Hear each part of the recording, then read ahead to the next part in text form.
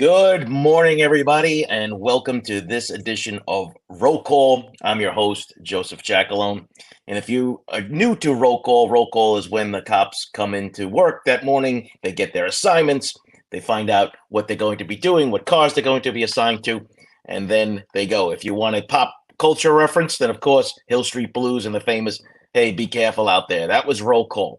So today, we have two big cases on the docket. I'm going to bring in everyone's favorite retired NYPD detective, Mike Alcazar, and he's got his shirt on. Now you guys aren't going to be able to tell us apart. It's as simple as that. There's no way you're going to be able to tell us apart. Mike, good morning. How are you? Good morning. Good morning, everybody. Yep, good to see everybody here. Starting off well. Yeah, twins. We're just like twins. So anyway, we're going to start off with this the Karen Reed case, and just like the defense attorney started off, I'm going to say this is the worst cover-up ever. This is the worst framing job ever. Whatever, I mean, come on, right? I mean, this is why I try to explain to people, don't marry your theory. Let the evidence and the facts prove your theory, right? This is what people do, and this is a major problem for investigators too, right? We don't want them trying to find and pick and choose evidence to prove their case or prove their theory is right because they want to be right.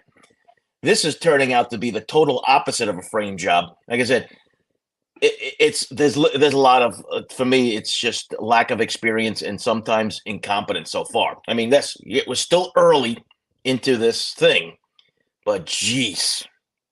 Yeah.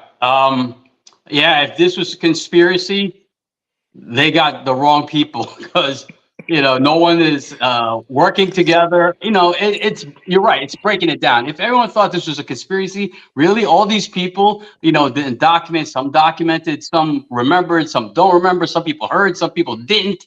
So we've said this all along, and we're not biased towards cops, and we basically walk the tightrope to listen to the evidence, and it's just not looking good as a conspiracy. All these people together, like Joe said with that Ben Franklin saying, you can't. No one can keep it together.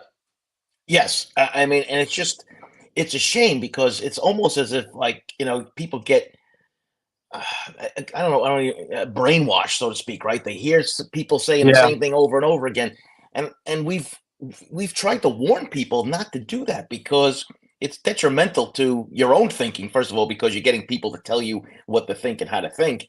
But when I look at like all the things that you had just said, I would include one thing in there, and nobody documents anything, right? I mean, nobody documents anything. I mean, this is a serious failure in policy and procedure, not only for the police department, but even for the EMS and the fire department. If you show up on a scene and there is somebody saying, I did it, or I hit him, and you don't write it down, shame on you. I mean, and good luck now. And this is what happens, right? You go into court and you say, this is what I heard her say. Okay, but you didn't report that. I mean, would you think, Mike, that would have been like you grab the cop and say, hey, did you hear what she just said?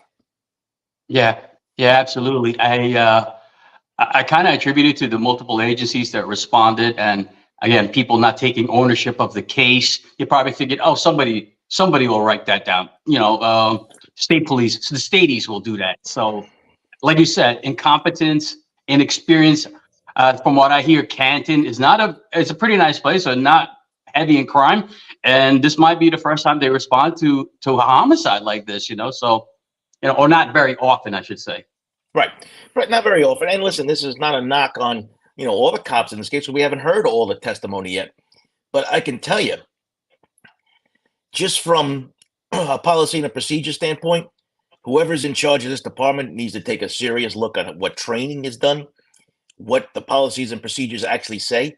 And Mike, this is something that you and I have both said before, the importance of training patrol cops in responding to death investigations, right? Sometimes we just focus on sending those investigators and detectives to these classes. They need to cycle in every so often a patrol cop because this is what happens, right? So you could tell somebody in the academy or however long they're there, you know, listen, don't do this at a crime scene. Don't do that. We teach the cops, right? I look at it this way. It's always negative. Don't do this. Don't do this. Don't do this. Don't do this. And when they respond, they say, I'm not doing this. I'm not doing this. I'm not doing this. And meanwhile, when there's something that should be done, they don't do it because we've kind of told them all the negative stuff. What do you think about that? Yeah, no, I agree. I agree. They're like so hesitant that they don't realize. I mean, this is great. This case is great. Like if we were still in the NYPD running a homicide course, this would be exactly what we would be teaching. And for the people that don't know, for the viewers that don't know, and anyone else that's watching, we used to do the homicide course in the NYPD, and it was totally free. You could come from any agency. You send us a request to come in. It was free. We're not paying for your hotel. You're not getting a free trip to New York or a flight to New York, but you're in the course for 2 weeks for free. So I believe they're still doing it. It's not going to be as good because me and Joe aren't there, but but we used to do it for free. Yeah, there's a little unselfish plug there, right? So no, there is plenty of training available. New York State Police puts on a homicide course. I'm sure the Massachusetts State Police puts on a course too, right? Generally, they're all there, but sometimes, these real small departments, they don't have the funds. They don't, right? So yeah, it's free, but you know what? If you got to go to Manhattan for 2 weeks, boy, and stay in a hotel, Well, you don't have to stay in Manhattan. You can stay in the Bronx. You might get killed or catch a case, but you can just take the subway in and get robbed and then go to the course. Yeah, that's probably not the best advice that we could give people at that point, but yeah, it's craziness. So once again, we have another firefighter yesterday. Now, you were on Court TV again. I know I was invited to come. They wanted us back as the roll call for Court TV, which is kind of cool. But I had school yesterday. So tell us what transpired yesterday on Court TV. Oh God, I did so many interviews yesterday. It was Karen Reed case and just how I think we were just basically talking about how they were picking apart, like, what they documented, what they didn't document, the testimony, conflicting, what they heard, what they didn't hear. One person heard, I hit him or I hit him. Oh, you know what's funny? I was watching Court TV last night with the male counterpart of Vinny Politan? Dooley. Yes. I believe that guy watches this show because he quoted my cousin Vinny with it. I shot the clerk. And if you guys remember, you heard it here first. Not that I invented it, but it's like, hey, I said that. Yeah, there was also a couple of shows where using the 3 people can keep a secret as long as 2 of them are dead thing too. Get out of here. Yeah, which is kind of it's kind of funny. But yeah, they were also using, there's a Mark Twain version apparently, but it is Ben Franklin. You can look it up. Ben Franklin, it was the original quote of that. But the issue that comes down to, Mike, is that trial preparation is non-existent. That's why I look at it. It just wasn't existent. And even I think Saraf even testified that he didn't even talk to the prosecutor before showing up for, like, what? This is what? Yeah. Who knows what they do over there? Maybe they don't do that. I don't know. It's crazy that they don't prep, or it could be the prosecutor.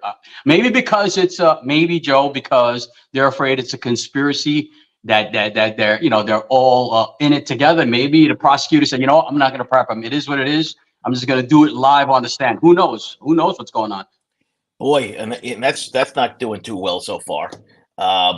If the prosecutor was worried about a conspiracy and didn't prep the people because of that, it would have been, let's put it this way, Mike, there would be none of these surprises where you have the cop or the fireman testifying to saying one thing and then not documenting it and then saying something else on the stand. Because those inconsistencies, Mike, as far as I'm concerned, poke some huge holes in the prosecutor's case. It's bad. I know it's only the beginning, but they are not off to a good start. And you know what? Looking at this as a murder charge too, if she's as drunk as they say they are, they should have went with a lot lesser charge on some of these things, like a vehicular manslaughter. I'm not familiar with the penal law up there, but yeah, you've been saying that all along, that they shouldn't have gone with a murder charge, that it should have been like a manslaughter case, and that'd probably be easier to prove, right? Yeah, you're right. The defense is definitely doing a good job interviewing the witnesses, challenging what they said. what they heard, what they wrote. So he's Yeah, good. They're good. the That def- team is good. the defense has done a great job. And I'm no lawyer, but I think that once they make their point, though, they should just stop, because they tend to go another question or two that kind of then loses the effect as far as I'm concerned. And I'm looking at this when I'm watching this trial now, Mike. I'm watching this strictly as somebody who is just trying to be a casual observer into what goes on here, and thinking that, pretending that I am the juror and how I'm listening to this. I can tell you right now, Mike, as Yeah. far as right now on May 3rd at 8:10 a.m. Eastern time, I'm not on the fence. I'm on the other side of this, that this case goes down in either a hung jury or a not guilty thing right now. As of this moment, there is nothing that I have seen or heard right now that would substantiate a murder charge, and there's nothing that the prosecutor has shown me and any of the people that he's brought up so far that has swayed me either way. Yeah, I'm the same way. One day I'm like pro defense. I said that makes sense. That's a good challenge. He did a good job challenging them, understand. And then the next day it's like, okay, that's good. Prosecute. Like I said, it's a Knicks game. By the way, go Knicks. We killed Philadelphia. But yeah, it's like a basket. It's back and forth. It's back and forth. So it's very interesting.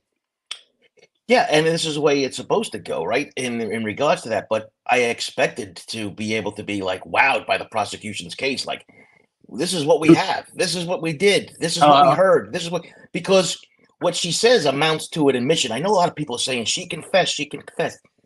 Well, I can tell you something right now. In the People's Republic of the Bronx, they probably wouldn't even count this as an admission, what she said allegedly anyway, right? I mean, and then you have nothing to back it up. You have nothing to back it up.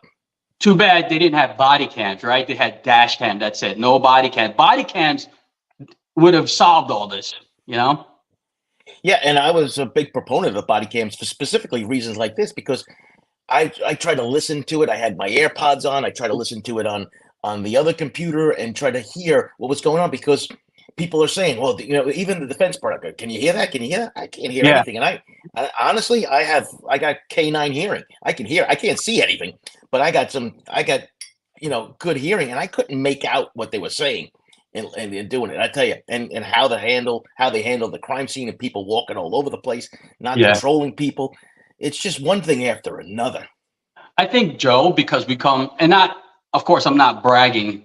It's just fact. I think it's because we come from the NYPD, and it's because of the volume of homicides that we've gone to, that we're just better. I hate to show up, but we're just better at it, at processing crime scene. But because we go to so many, right? When I was in the squad, in the detective squad, I was catching like over 300 cases. I was pulling out my hair. I'm like, oh my God, I never took so much vacation and sick time. It was just insane. You walk in, boom, you got like 12 cases, 12 in that one day. So you just get so much. And the guys that work before us in the 70s and 80s, they just become better investigators, better interrogators because of the volume of work. And I think that's what's coming into play here. Canton just doesn't have that volume of work. They don't respond to too much. As far as I know, was the supervisor on the scene? Did they say that yet? No, we haven't heard. I think it was Good. I don't know if it's Sergeant Good or Lieutenant Good. In here. Yeah, I saw that. So I'm waiting to see what his testimony will be. So it's going to be very interesting. Yeah, I mean, even when I was a squad supervisor, I used to have the duty on the weekends. It would be like night watch, Mike. I'm just doing triage from crime scene to crime scene. It's three homicides in one day. Running from all over Queens, trying to get this done. And then, but that's what the job of the supervisor is, right? And that's why I was, we talked about this the other day, and hitting the desk. You got to get your supervisors trained in this stuff too, because I mean, like, again, another basketball reference. The sergeant is like the coach. It's good that you have good players, hopefully, but you still need a coach, a sergeant, to guide everybody. Did you do this? Mike, what did you do? Okay. John, you do that. So there's no duplication of work. And I think in this case, they just don't have that experience. They just don't have it. Right. Like, who are these people? Get them away from the crime scene. Who's that? Separate them, right? Separate these people. Don't let them talk to one another. Yeah, don't mingle. Right, exactly. So their stories don't get mixed up, or a stronger personality like me and Joe can influence somebody. We get you in a huddle. I'm like, no. This is what she said, and that's why we keep them separated. Another thing, as far as the paperwork, a supervisor is supposed to review these reports, right? So Yeah. a supervisor Sign should off have on it. caught that. Hey, didn't you tell me she said this? Put that down, write it down, document it, and it just wasn't done. Yeah, exactly. So there's a failure of supervision for sure. And like I said, there's a lot of soul searching that has to be done after this trial's over. Even if they win, which I don't think they are, even if they win, there's got to be a complete overhaul of how investigations are done in this police department because quite frankly, it's becoming embarrassing. And folks, this is not a cover up. This is as far as right now, the way it's shaping up, as far as a cover up. So, stop saying that. It's just not. These people are. If it's a cover up, boy, they like I said, they started off with a crew that has just kind of sunk their entire battleship. About Yeah, I mean, I think most people think it's a cover up. Pardon my French, because of that one jerk off, Proctor. He's the problem. He's making it Yep. look bad, right? Searching through our phone for nude pictures. He's an idiot. He's not professional. In my opinion, he shouldn't be a cop. That's violation of someone's civil rights. You didn't even get a search warrant. You take somebody's phone, you're looking through it. God knows what else he did. Now he's telling everybody about it, all his friends messaging him that, oh, I'm looking through the phone. What are you, a moron? Yeah, but that's a rhetorical question.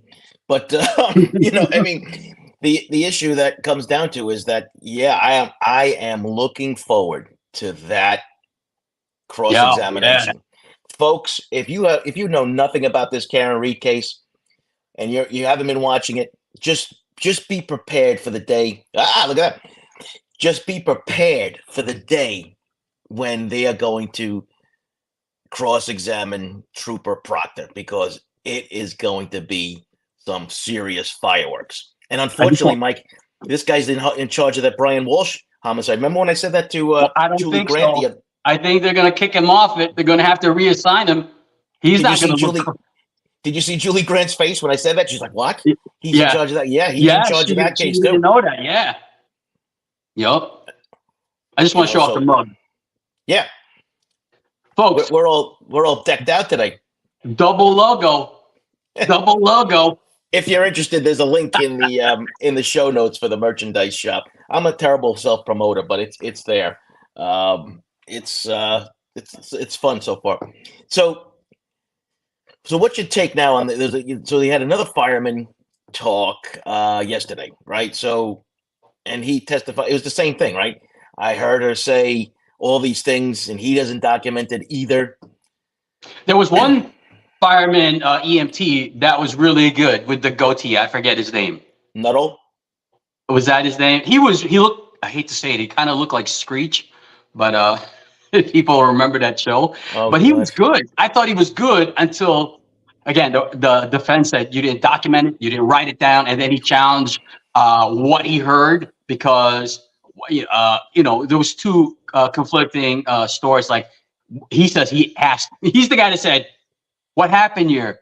Anybody know what happened here? And then he says he heard Reed say, I hit him. And then there was another story where she was saying it to somebody else. So he was good to start off it. He looked confident. I believed him. And then boom, he started poking holes in his recollection. Well, there's one thing that I heard in one of the shows that I was watching last night, because I got home late from school and I was just trying to get some show notes together for us today. But there is another EMT. It's a female that's going to testify, I think, today. Mm-hmm. And apparently she did document these things that she heard. Awesome. In the report. That's what I heard. That's what they said last night. So if that's true, that could be really interesting about how this goes too, because now they're going to ask her, like, why did you say this? And I think if she did document it, I think the defense is going to ask her a completely different line of questioning. So the prosecutor better bring that out because the defense is not going to do it if she did document it. I can see Lally now. I can see Lally now. Did there come a time that you documented that? Hey, do you see the video of the guy in the back falling asleep? There's a guy sitting in the back, a bald guy in like a jumpsuit. He just keeps falling asleep, and they always show it when Lally's speaking. I'm like, that doesn't look good. Yeah, that's not the jury though, right? Because they can't show the jury on the thing. He's just an observer. He might be a family member or something like that, but they can show the jury, right? They can. No, you can't show the jury, right? Yeah, Because that would be somebody can then taint them and threaten them and everything like that. Just so Rob McMullen, Saved by the Bell that's right. That's speech. right, Rob. You got it. So yeah, that would be an interesting thing today to see if that comes up, because it's going to be difficult for the defense, right? Because this admission or lack of admission or lack of documentation, I still think is a pivotal part of this case, because it is it's an admission. It is what it is, and I just think the prosecutor's done an awful job. Look at the comment. I'm looking at the comment on my phone. Look what Wild Man's mom just said. If you could put that on the screen, it's great. Which one? Wild Man's mom. Look what his comment is, or her comment is. See it? Oh no, I haven't seen it He wrote. He calls Lolly gag. yet. Yeah, no, it's yeah, I can't find it. I'm doing in the thing there. But someone else had asked a decent question. Okay, Lisa says, "Sergeant, if a police officer was found dead on your lawn, would you not call any officer down?" I don't think they know who was dead, right? I know they keep on saying, he's an officer, this and that, but when they originally respond, they don't know who he is, what's going on. They don't get told, the cops don't even get told that he's a cop until somebody says something to them. So this was, it's not a line of duty thing, so it's not as obvious to many people that are responding. And quite frankly, you respond to pretty much the same thing for everybody, because you don't know what you're doing. So you just your first order of business to the victim, wherever it is, get them the help that they need. But yeah, there's people are going to be talking about the people in the house and the people next door and all the other stuff. They're all going to be on the witness stand. They're going to be bringing people in. Yeah, if I responded to that homicide, because they're saying that they're alleging that no one interviewed the house where the body was found in front of, right? That's what they're alleging. Right. The defense. We know that if we responded, we're going to talk to that person in that house. We're going to talk to the people, as many houses as possible. We're going to talk. We're going to interview everybody. And if they didn't do that, shame on them. Again, that's just incompetence. Right, and that's the canvas, right? And that's simply what it is. All of the houses that have direct sight and sound of the location that you're dealing with, you're gonna knock on the doors. And I can tell you something right now. I don't care if this is 3 o'clock in the morning or 5 o'clock in the afternoon. All those cop cars, all that commotion, everybody's up anyway. They're all looking out their windows. Yeah, yeah. And yes, I found Wild Man's mom. Oh, this way. Yeah, I caught it. So yes, I mean it's just kind of mind-boggling. Now I hope that they did this canvas, right? Which apparently the defense is saying they didn't, and many of the Karen Reed free Karen Reed people are saying that too, that nobody was talked to. I tell you, if that's the case, you just kind of say to yourself, like, what's going on here? Yeah, it's definitely odd. Yeah, I see in the quotes that someone said they'd even knock on the door. I mean, we don't know. We're going to see what the prosecutions. I just can't see them not knocking on the door. Is it possible? I guess. But on a homicide investigation or a death investigation, are these cops or Boy Scouts? You don't knock on the door where the body was found in front of. I don't. To me, it just blows my mind. So. Never say never, never say always, right? Because we've seen a lot of stuff where, and I always tell people, especially when I was in cold case, you don't take anything for granted. Oh, they must have submitted the DNA for testing. No, you don't take anything for granted, and you just do it. But there is a certain protocol when the detectives show up. And here's where maybe the problem of having the state police have to come in and conduct your homicide investigations for you. Maybe this model needs to be looked at, where maybe, that the local police department should be in charge, and they should have investigators looking into these things instead of having to bring in the state police to be the lead investigator on the case. But you know what, Joe? Just like we see here in Pennsylvania, you go to these police departments, they're like two people, two patrol cars. How much experience do these guys have? I mean, I would think that's why they're going with it, because the stateies have more experience, right? Maybe that's why they do it. They just don't have. They just rely on the state police. A lot of states rely on the state police just because of the experience. Or they can just fly in Mike and Joe, and we got this. Oh no, thanks. We're over. Those days are over. Ain't flying Joe anywhere. Joe stay home in his apartment. We could do it via Zoom. We should create an app via Zoom, you know, and then we could just Well, walk them through it.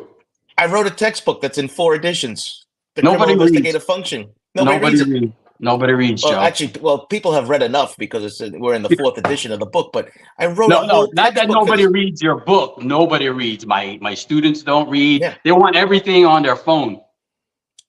Well, there's an electronic version of it. It's just, Hey, is there an audio book with your voice and accent? oh my God, can you You imagine got to that? work on that. Yeah, but I it's know a everyone's textbook, going so to say in for a Joe Giacalone audiobook. I would listen to that. it's a textbook though, so it's not exactly kind of exciting stuff to read. But maybe I should do something like that. I I'll mean, help. I'll jeez. help you. Let's do it. Let's just do it. You and me talking about the procedure.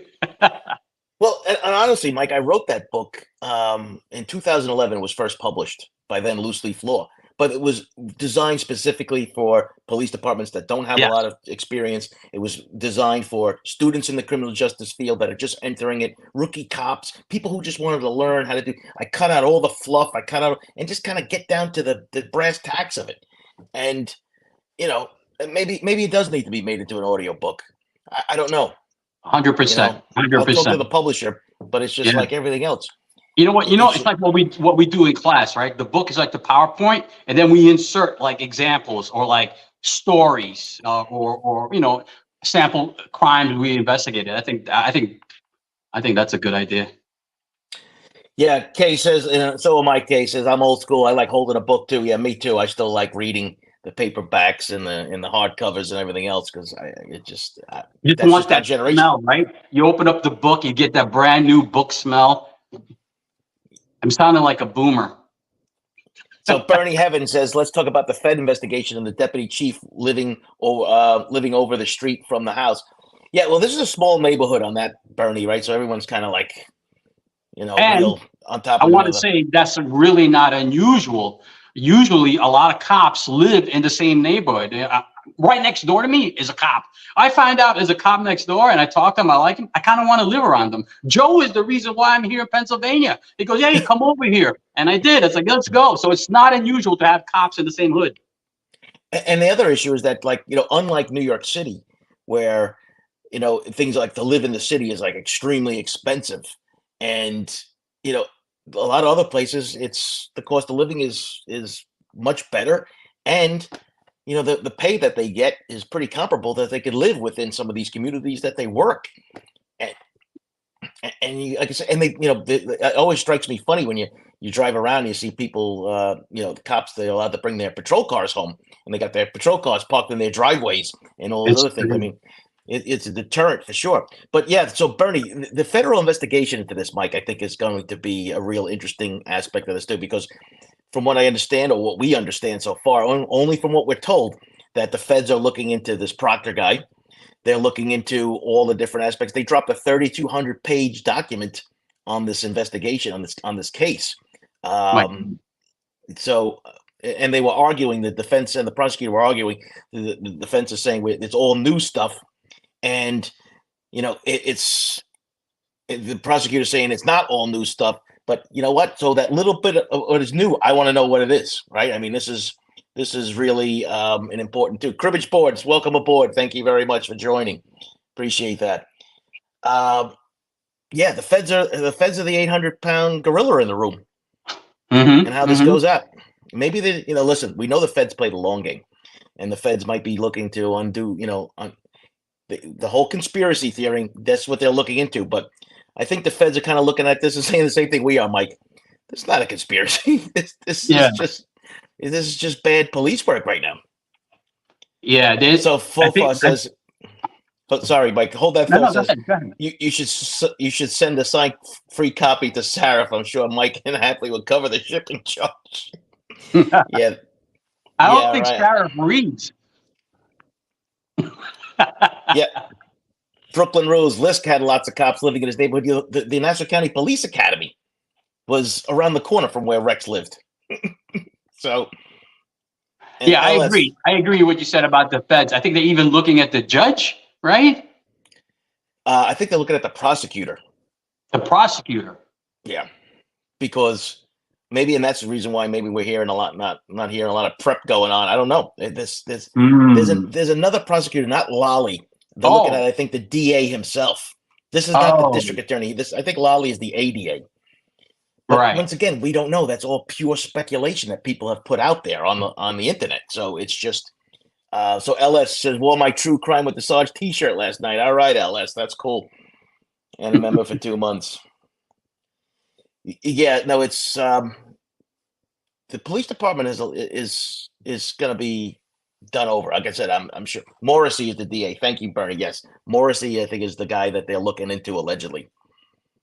I want to. My friend gave me a great quote describing this case regarding the police conspiracy. Have you ever heard of Hanlon's razor? Hanlon's razor. No.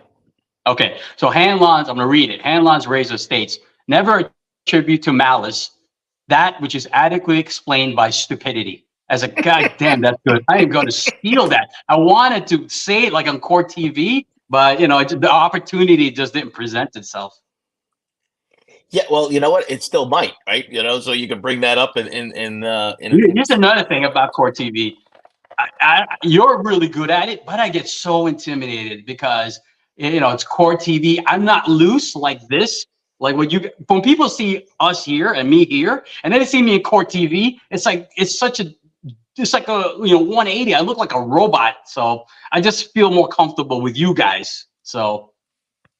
Wow, LS just gifted 5 memberships. LS, thank you very much. That was very generous of you. Yeah, well, Occam's razor is something different. That's right. Just find the easiest answer, right? I believe that's 100%. what Occam's razor is. Yeah, Firefly, 100%, 100%. Great quotes. Yeah, this is going to be on court TV now. Hanlon's razor, Occam's razor. Let's put, if Hanlon's razor ends up anywhere, then the people are watching this. It's as simple as that, because I've never heard of Hanlon's razor, and that doesn't mean anything in that respect. But you heard it here first. Hey, did you see? And I don't know if people follow me on Instagram, but did you see my gesture post? Like, it's just us in different poses because we both talk so much with our hands.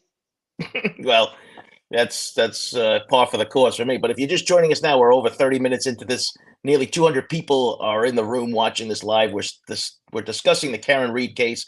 I'm with retired NYPD Detective Mike Alcazar, and this is Roll Call. Welcome. Please like and subscribe to the channel. That helps me out a lot. That'd be great if you can do that.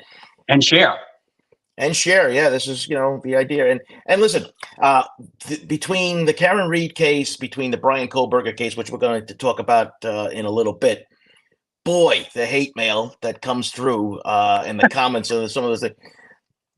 So just not to get off subject too much, but I got this comment from this lady who said that you're misinformed and you should watch opening statements. So I wrote back to her, right? I respond back and I'm like, yeah, okay. And I named her name. I'm not going to name it because we don't want vigilantes.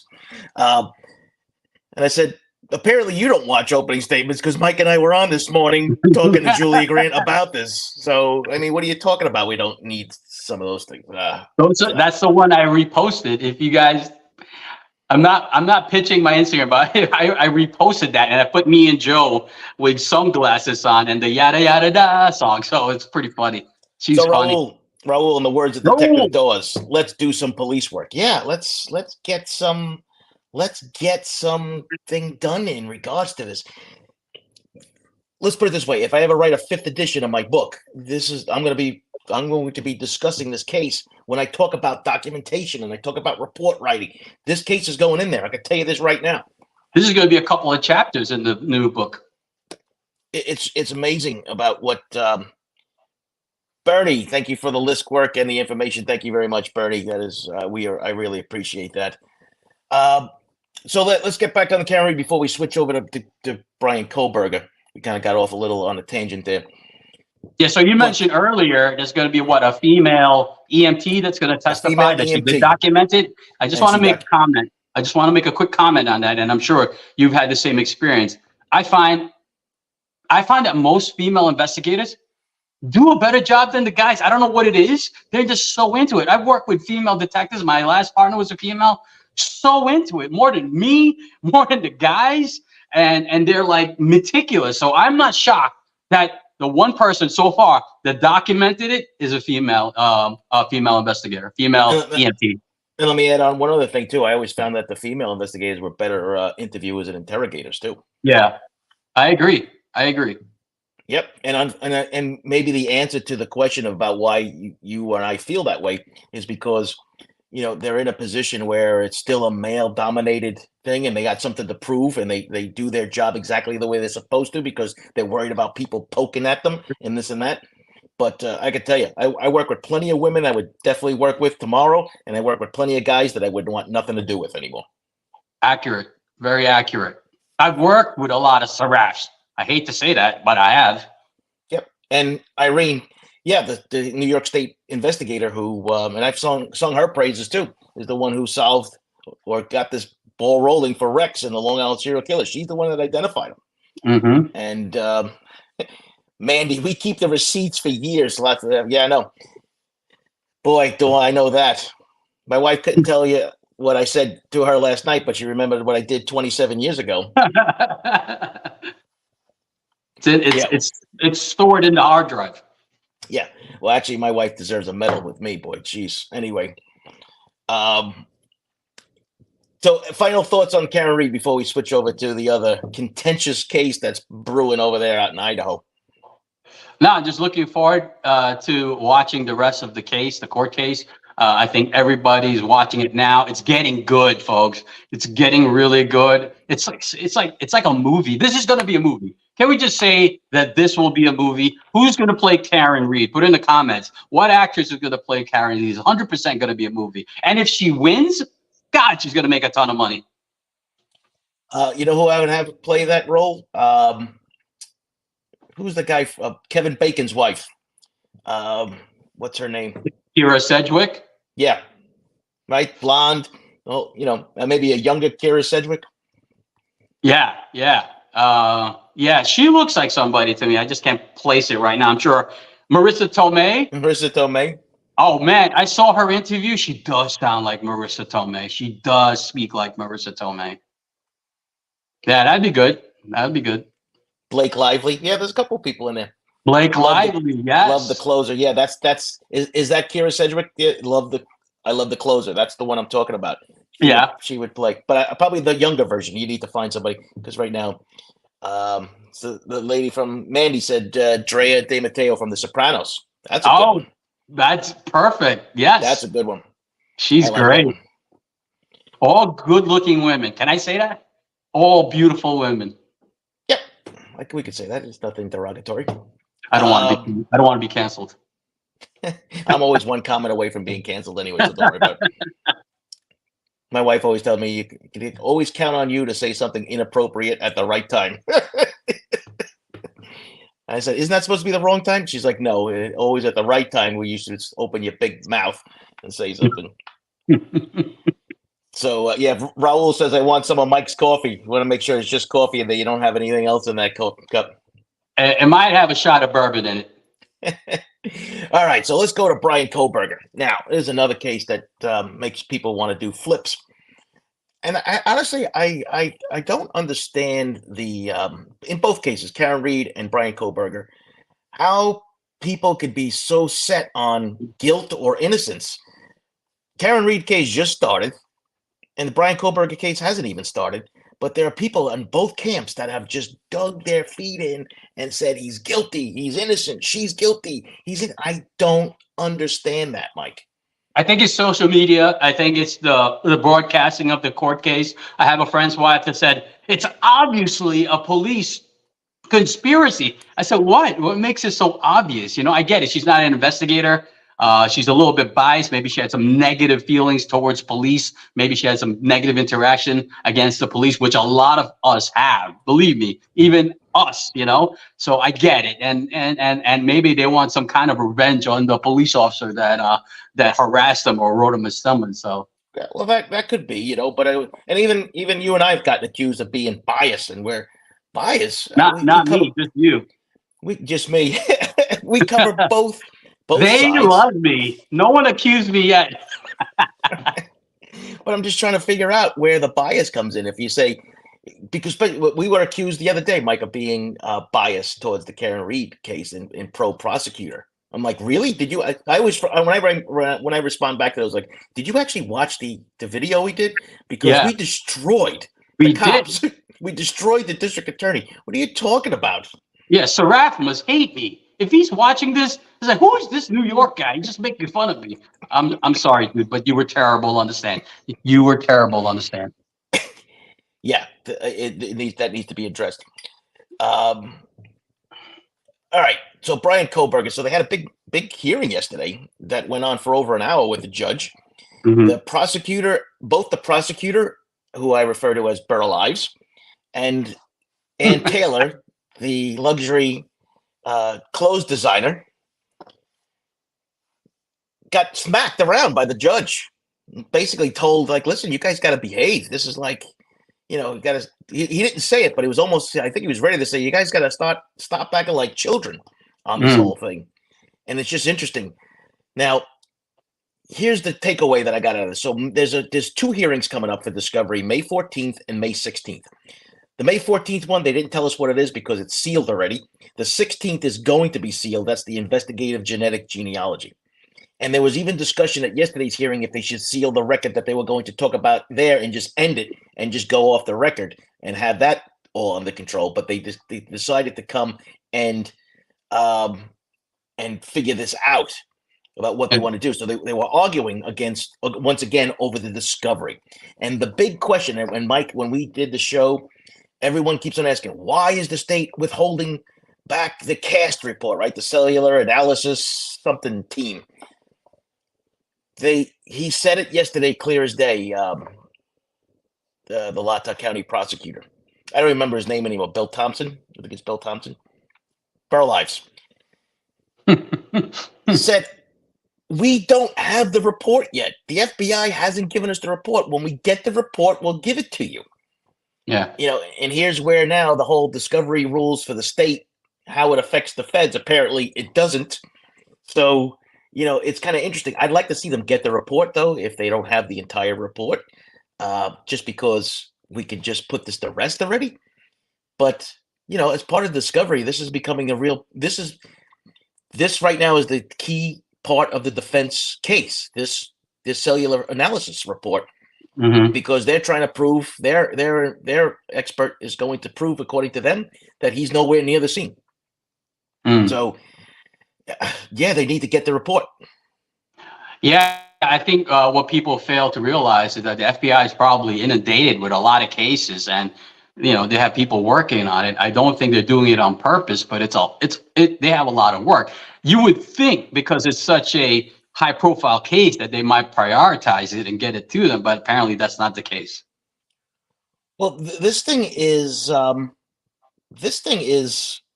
going to trial like relatively soon, I think. So, I mean, even if it's 2 months away or a month away, I mean, geez, get the report in here. I mean, the Latah County prosecutor has got to say, hey, listen, the judge is breathing down my neck, guys. I know you're busy, but I got to get this report Yeah, yeah, yeah. You're and right. hand it over. I'm sorry, I agree with the defense on this. Got to get him you got to get him discovery materials, because if you don't, boy, we're looking at Brady violations and all the other stuff that you're setting yourself up for. Mm. And and listen, we don't want to see a case get thrown out because of something like that. Yeah, for sure, for sure. Well, listen, we do know that the prosecutor, they got the initial report, right, that shows the whole thing. The defense team, in order for them to come out with that alibi statement, which was also part of the story yesterday, where they kind of shot the holes, the prosecutor shot the holes in the alibi statement, because something that we discussed, Mike, on one of our last shows, it's not an alibi statement. He didn't provide all of the information in order to prove that it was an alibi. So there's no eyewitnesses, there's no exact location, because it asks for, in the code, specific location and the names and addresses of people who can verify this. So they Yeah, said that their expert was going to be their witness, and the judge is like, yeah, no, I think. yeah. I can't believe they submitted that. What kind of lawyer is this? Yeah, yeah. I was just driving around. You might as well say I was just taking a nap. It makes no sense. Yeah. Well, listen, we destroyed that that whole alibi too, and that's I was led to some of the bias talk, but it's just a ridiculous alibi. And the other issue that comes down to is when you with Kohberger here, like this investigative genetic genealogy that we know nothing about, right? How they identified his father, and then they follow them to Pennsylvania and they get the closeout. This is going to be another huge pivotal part of this case. I look at it this way, Mike. The three main things that are going to sink this case: if the cellular data is inaccurate, if the investigative genetic genealogy is deemed to be inadmissible in Idaho court, which then throws out the fruits of the poisonous tree, which ends up you losing the knife, you lose the sheath, you lose the DNA at the crime scene. I mean, that is the whole crux of this case. And if you lose either one of those, boy, you're sunk. Yeah, it's like a house of cards, you know? They're pulling each card away, and next thing you know, it's just going to collapse. It's scary for sure, and it'd be a shame. It'd be a shame if he is guilty and they lose because of this. Well, the investigative genetic genealogy thing, I'm like really interested in not only for this case, but just specifically because I think it's going to help solve lots of cold cases across the country.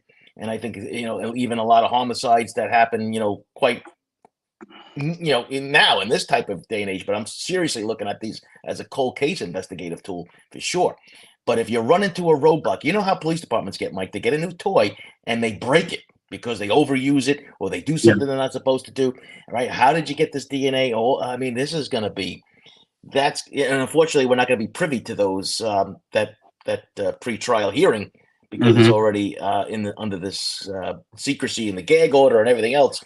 But boy, oh boy, that's this whole case in a nutshell. Yeah, that'd be interesting to see what happens with that. Yeah, listen, I mean, the Bryan Kohberger case, like I said, there's lots of problems with the crime scene. There's lots of problems with all those different things that we had let out before. And yeah, Pokemon genetic genealogy is fascinating. And how could the DNA get thrown out? Well, if they use this investigative genetic genealogy and it's not really admissible in court, remember, every state has rules about the admissibility of new scientific evidence to come into play. It's like New York is a Fry state with an E.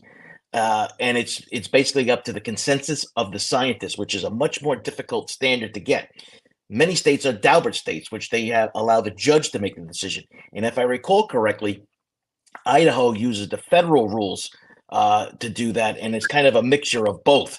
So it's going to be interesting. That's where the pretrial. I always tell people the pretrial hearings are really where cases are won and lost, because if they discount and say this is not going to be admissible in Idaho court because it's too new and the scientific community is not in consensus with this, then boy, they're in trouble. So yeah, you can look up the Daubert ruling, Fry ruling, and the federal rules about how to do this. Brad on the chat's picking on me, asking if I pay for my haircut. What's wrong with my hair? Is it bad? I need to hear from the other chat. Everybody dog pile on the rabbit on Brad there. What's up with my hair? I'm just jealous. Eat shit, Brad. All right. Anyway, let's just pivot to this Gregor case in New Jersey. Oh my goodness. Have you guys been following this case? The 6-year-old who was forced to be on this treadmill? I just saw it because when I was on Julie's show yesterday, it was I wasn't interviewing on it, but they showed that they were going to talk about it. Yeah, I love the comments. The comments. Hey, listen, don't poke the bear, Brad. Don't poke the bear. The two of us will destroy you. If you notice, I never make hair comments. Let me tell you something. I've worked with Joe for 10 million years. If like an officer said something, Joe would destroy them. And it's like a comedy show. It's like a heckler and Joe just destroy. I've seen it a million times. I would never mess with Joe. I would never mess with Joe. But, I was going to say this before. I want to get back to this Gregor case, but people see a different side of me here, right? So we're doing the show, this and that. But Mike will tell you some stories where I think little by little, as our regular viewers watch, they get behind the curtain and they say, these guys aren't so nice. They're not. It's all undercover shit. Yeah, I've had my moments, and but anyway, we'll discuss that another day. Yeah, but dude, that's a whole show. That's a whole show. We should just invite people in, and then we'll just abuse the crap out of them. No, we don't want to do that. Oh, I do. I do. Yeah, we don't want to do. Well, like I said, some of the But hecklers, like I said, so Joe, the destroying the hecklers. I go after the trolls. I always come out and I go after them too. You know what? Hey, people say, Joe's oh, done it. Like when we were doing a homicide course, they're in the audience and they're going to say something. We're on the stage. It's like heckling a comedian. We got the mic. We got the mic. We're going to destroy you. I think Not I did this that. mic. I think I did a couple of times. Oh my God. Anyway, the Gregor case. This poor kid Yeah. Corey. Horrible. I mean, I don't even know why he's fighting it. I don't even. You're done. You're toast. Flip him over. He's done. It's horrible, horrible case. Terrible, terrible case of child abuse. I feel sorry for the kid because apparently the mother was a drug addict. This guy's a piece of crap. This poor child. So I was watching it and I was getting upset. Listening to the It's testimony. nauseating. Dude, I was listening to the testimony from the doctor, the pediatrician. My eyes welled up. I was getting so upset. I wanted to and then they're showing the dad. I just wanted to reach out and strangle him. I was like, it was a very emotional case. If you guys have been following it, it's terrible. Very upsetting. Yeah, it's not for the faint of heart. So that's just the caveat there. When you're watching this child abuse case, it brings out some emotions in you. I mean, they're watching the video of what he was making this kid do on this treadmill. He was 6, right? The kid's 6, and he was Yeah. telling him, according to what I think the document says, according that he was fat. This kid was not At all. At all. He's holding him he's holding him above the treadmill, and he's probably yelling at him, "Get your legs faster!" And the treadmill's going, and then I think he was biting him on the head. Oh, this guy's a monster. This guy's a monster. It's like I know these things have always existed, right? These cases have always existed with child abuse, but my God, it seems as if lately, I don't know if it's media, social media, or what have you, but it just seems to be the more and more cases, and the more horrific that they are. I mean, starting with that, Adam Montgomery and the Harmony Montgomery case. I mean, and you're dealing with another situation here where you just kind of say to yourself, like, what in the world? If you can't take care of your kid, you don't want to give the kid up for adoption or something. This is like absolutely to torture these kids is just unbelievable. Yeah, it's a very sad. I didn't enjoy watching the testimony. I'm going to watch it, but I didn't enjoy watching that case at all. Yeah, no, and all because he was saying that the kid was overweight. He's God, he's insane. There's something wrong with that guy. to say the least, right? I mean, like I said, if he gets convicted, he's going to have his issues in jail too. Oh yeah, for sure. In prison, they're gonna love him. Oh my God, literally and figuratively. There's a little peek behind the curtain there. so Yeah. All right, Mike, we're almost an hour's almost done. I can't believe that. So fast. Is there anything that we didn't cover that you wanted to talk about, or what are you looking forward to today in the Karen Reed case? I'm waiting. I hope they have this female EMT worker on there today. Yeah, I'm just looking for the people going to the stand and of course watch Lally put everyone to sleep, and then watch the defense do their job. So yeah, it's definitely a good case to watch. It's a good learning court case. Yep. And for those, this Sunday I have on retired NYPD detective Greg Giovanni. Oh, the longest tenured hostage negotiator in the history of the New York City Police Department. Watch that one, folks. Greg trained me when I was a hostage negotiator, and I worked with him along with Joe. Watch him. Amazing. This guy is the H&T legend. Amazing. Amazing. I can't believe he's on. I'm going to watch that. Yeah, it's going to be a lot of fun. They never accepted me into the H&T training class. I can't imagine why. They said I didn't have the necessary skills to show empathy or compassion. I'm sure Greg will talk about the interview process, and you get interviewed by legendary Lieutenant Jack Cambria. Have you ever had Jack Cambria on? I've tried. Oh God, He's we got to he's get. he's flying all around the country now. Yeah, He's he's in everywhere. Rome. Yeah, he's in Rome, and he's busy. Jack is awesome. But yeah, Greg will definitely give us a nice information on HNT. Rob says, "Do you both have true crime with the Sarge mugs?" Yep, we got mine, and Mike's got his. We're the twins today, Rob. You can't tell us apart. We're identicals. But yeah, so Sunday should be a lot of fun. So if you catch that, and I have a couple of other new guests that I just booked, and we're going to get into talking about them next week. And roll call will return next week based on Mike's availability, of course. And you'll see, maybe Monday or Wednesday for sure. And we'll see what's going on. Everybody, have a great weekend. Hope to see you Sunday, 1 p.m. Eastern time for the House of Negotiator, Greg Giovanni. Wow, Firefly just snuck one into the bell there, just gifted 5 memberships. Thank you very much. See that? It pays to stay to the end. I gotta give a story, Joe. They're asking for a story. Okay. Story. All right. Story time. Can I tell a story that has nothing to do with policing? I'll give them the choice. Do you want a story that has something to do with policing, or something that I experienced in like my personal life? Semi sharp. No story time. All right, we're gonna have a story time. Let's do the police story. The police story? Yeah. I'm looking to see what they're saying. I'm gonna do the personal one. I think the personal one's hilarious. Okay. Do it. So yes, personal. Mandy says personal. Last year, I took my girlfriend to Ithaca, and we went to like the spa hotel. It was her gift for her birthday, and I got her this like 2-day spa thing. So she did it, and she said it was great. She goes, "Babe, it was so good. You gotta have to come in for a massage." So I said, "Okay, I'll go in for a massage." And yes, no happy ending. Don't worry. No okay. happy ending. All right. It was actually a horrible ending. So anyway, they only had so many masseuses, and I don't really care, right? First of all, people, I was an undercover in Vice, so I've got massages from everybody. So I just want a really good, strong massage. So they said you can have this masseuse, which is a female, or this masseuse, which is a male. And I looked at both of them. The male masseuse was humongous. He was like 6'4". His hands were like huge. I'm like, that's going to be a great massage, because I really want a great massage. Well, make a long story short, I made the wrong choice.